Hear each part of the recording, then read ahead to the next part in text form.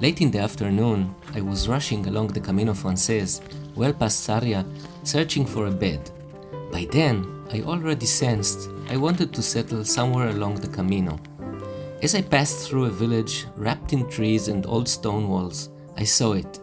A humble house tucked quietly beside the path, almost hiding from view. 6 months later, I returned to Spain. I walked other caminos and saw other houses, but it was this spot on the Camino Francés and the unique charm of this house and its land that stayed with me. From the moment I stepped inside, I was fascinated. A series of surprising spaces unfolded.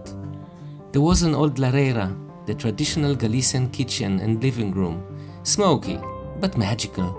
Beside it, an igloo-like stone chamber, a massive traditional oven. Down below, bare rock floors marked the former animal quarters. Upstairs, wooden floors creaked beneath sleeping rooms framed by thick stone walls. The original wooden slate roof towered above, a testament to generations past. It felt like a living museum of rural Galician life, where even the walls seemed to whisper stories.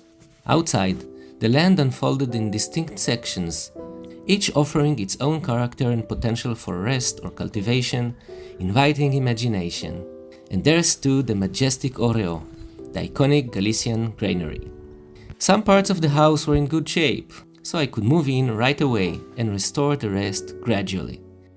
My geographer, architect, hiker mind kicked into gear. Though I visited other properties, I kept returning to this one in my thoughts, imagining myself living here, renovating it, making it my own. A place to welcome others, a place to give back, and so I bought it.